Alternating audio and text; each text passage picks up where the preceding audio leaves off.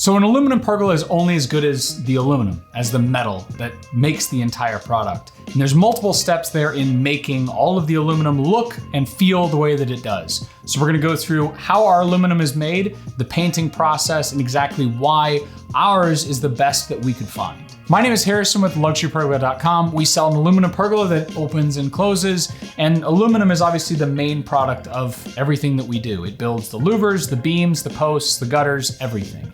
And so we were really strict in knowing exactly how we wanted that aluminum to be made and how it was going to be extruded. We recently went and shot footage of how our beams and louvers and gutters are made and the extrusion process and exactly how that works. So aluminum is multiple different components mixed together to make an alloy. An alloy is a mixture, essentially like when you're cooking and you mix a dough together and it turns out one way or another based on the ingredients you put in it. An alloy is essentially the same thing. 6063 T6 is the alloy we use for most of our components. The exception there is our beams are 6005 T5. And the first part of that, the first 4 digits, is the alloy, and that has to do with a lot of the different ingredients in the metal to make it as strong. And obviously you have trade-offs here between strength and brittleness. So the stronger you make it, the more brittle you make it, essentially. The last part there, the T and the number, has to do with the temper that they put on it. That's generally how they make aluminum. So 6063 T6 is called aircraft grade. It's used in aircrafts, but it doesn't necessarily mean that it's not still a commercial grade extrusion. Most things you're gonna buy are gonna be 6063 T6. Our beams, being that different grade, is actually more expensive, but it gives us bigger header spans and is part of the reason why our unit is so strong. So either way, the process to making the extrusion is essentially you buy a billet or a big sausage log of aluminum in that specific alloy, and then you heat up both the die. The die is a round shape, essentially. Imagine a big piece of steel that's multi-layered, and on each of those layers is a slightly different shape. If you've ever made Play-Doh where you push Play-Doh through a specific shape and it comes out, that is the extrusion process, except it goes from a log that is heated up and pushed through with a hydraulic press through that shape, which is going through those multiple different steps to come out at the end exactly the way that you typically see the extrusion in the end with whatever design you want. So that's essentially what it looks like, but there's multiple things within there that have to go right.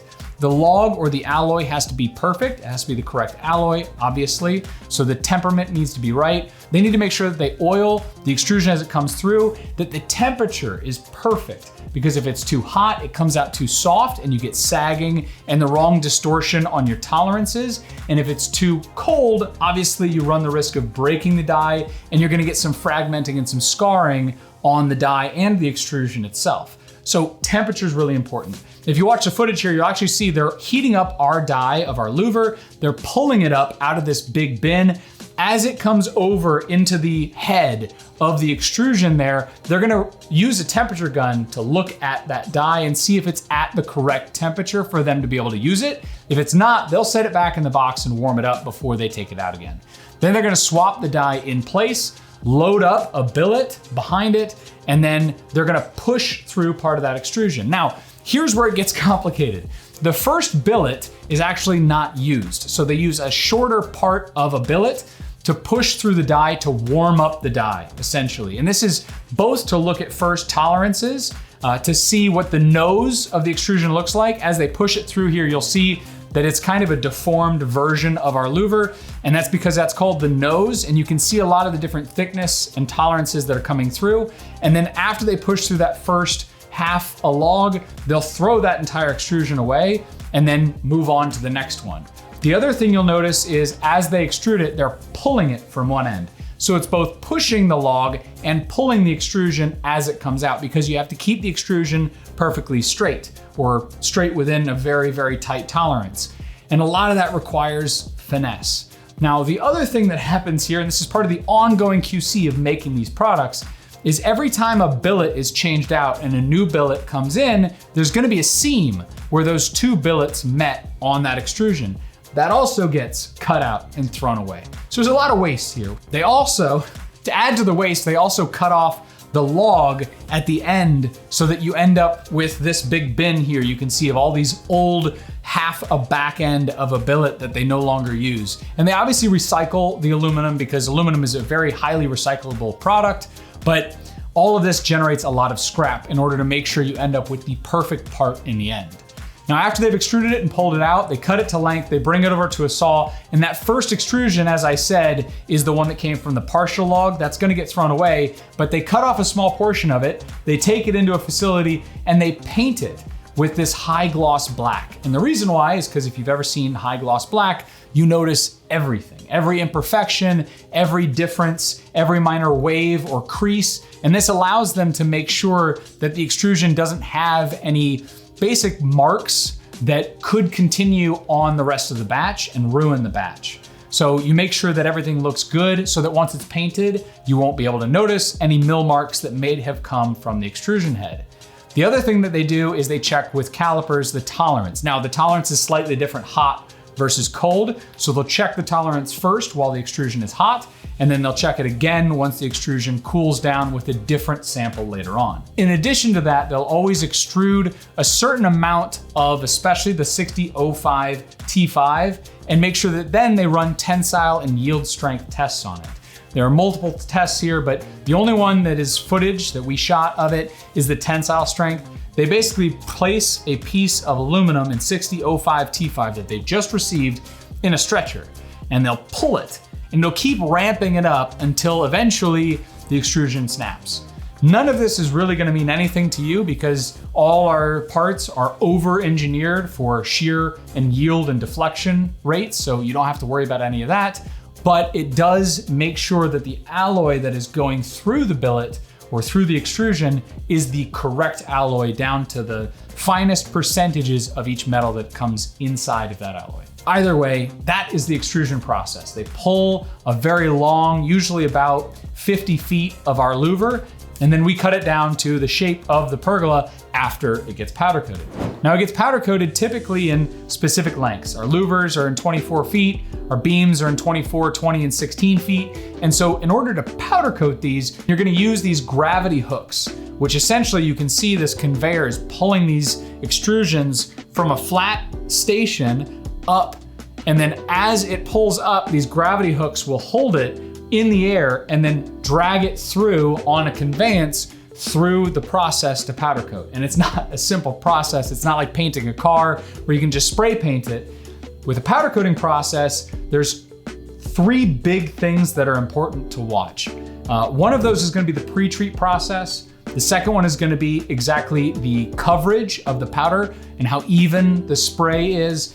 And the third is gonna be the temperature and I suppose the duration. So pre-treat, spray, and bake. And on that bake, you've got both length of time and temperature. So I'll go through these QC steps in order. After they've lifted all those parts vertical, and then carried them through, the first stage is a pre-treat process. Now there's a multi-stage pre-treat process, but I won't bore you through that. Essentially, the goal here is to wipe away any oil or anything lingering on that extrusion and to chemically etch the extrusion. Imagine how smooth you can feel aluminum, raw aluminum is. Well, on a molecular level, it's even smoother than that. And so getting something to bond to it mechanically is really difficult. So you have to etch the surface so that the paint will actually bond into the aluminum and keep it from coming off. So it's sprayed with a caustic chemical that etches it, and then they wash it off. And then after that, they'll spray it. So for the spray process, they use these nozzles that go up and down, and there's a certain duration in which that extrusion is gonna pass through and a certain orientation to those nozzles to make sure they get in every crevice, every crack throughout that entire part, and that they use the correct mill thickness of powder on the part. So it's very scientific. Every part has a custom built template of exactly how to orient those nozzles and what speed and exactly what that orientation looks like so that it comes out the other end exactly how the finished product should look. Powder coating is not just spraying dry powder at the part, it's also an electrostatic process. So static electricity allows things to cling together. If you've noticed how a shirt will stay on you if it's statically charged, same thing is true in this case. The powder is statically charged so that it will stick to that extrusion. And then once it goes through the baking process, there's a multi-step process there, as you can tell, where as it's going through the oven, it needs to be in that oven at a certain temperature for a certain amount of time. And that is checked on an hourly basis, that the oven is at the correct temperature and that the line is running at the exact right speed, down to really like the second or the half a second to make sure that it doesn't get either underbaked or overbaked, which can cause flecking or basically a poor bond. So either way, then it is rolled down, and after it's been finished, all of our parts go through either a 2604 or 2605 super durable test after that. These are AAMA standards, AAMA 2604, 2605. These are powder coating standards that have to do with essentially fade resistance in the harshest environments. So if you took a piece of extrusion that was 2605 rated, set it on the beach in South Florida, and then held up a new piece to it 10 years later, the goal is to find a minimal variance, basically almost imperceptible to the human eye, between those two samples. 2605 gets you there after 10 years, and then after that point, you would start to notice some sort of difference. And 2604 is after 5 years. Now again, this is the harshest environment you could possibly place any paint, let alone any extrusion. 2604 is still a highly durable paint. It comes with extra cost because there's a QC process. Essentially, that QC process looks like this. Every time a part runs through that has a specific color on it, that part needs to be cut and checked as a sample. That sample is then checked against the database to make sure that the mill thickness is correct, to make sure that everything was cured through the oven at the correct temperature for the correct amount of time. And then that small piece of sample is then shipped to a facility and is held indefinitely. They have 30, 40-year-old parts, small parts that have come off that powder coat line because they want to be able to check back against that batch if there's any issues on paint failure at some point in time. Now 2605, in addition to that, has checks every few hours to double check that that part running that paint in that color is still within those tolerances, and that same additional sample is also stored in this offsite facility. After that, the part is finished. It is then able to be cut down to a specific length based on whatever you order. If you're ordering a Haven, it'll be a preset length. If you're ordering one of our custom luxury pergolas, then it'll be custom to whatever you ask for. After each of those is cut, then they're manually drilled from our team, and then we make sure that we bag and package them correctly and ship them to you for you to assemble on your home. All this to say that throughout all of these steps, the goal here is to provide everyone with an overbuilt product with such a high level of quality that for us as a family business, we don't have to hear from you again. We're sure that all of our customers are wonderful people, but we don't want to hear from you again unless it's to say that you love the product. We don't want to hear that, a paint issue has come up, it's flecking off, or you have something that's gone wrong. We want to make sure that as soon as we give it to you and you assemble it, you have something you can enjoy for as many years to come as you want to. So in summation, if you're still watching this video, congrats, you have more patience than anyone I ever met. There's a lot of information that goes into making sure that these parts are perfect. And we've gone through a lot of that stuff and try to not have to educate everyone on it.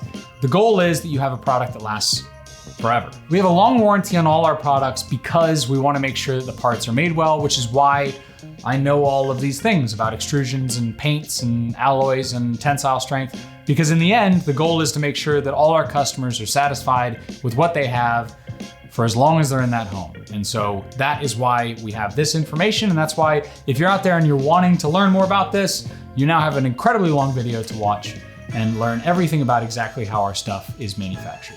So this has been Harrison with the Luxury Pergola. You should buy one of our pergolas if you're still watching this. Link is in the description below, luxurypergola.com.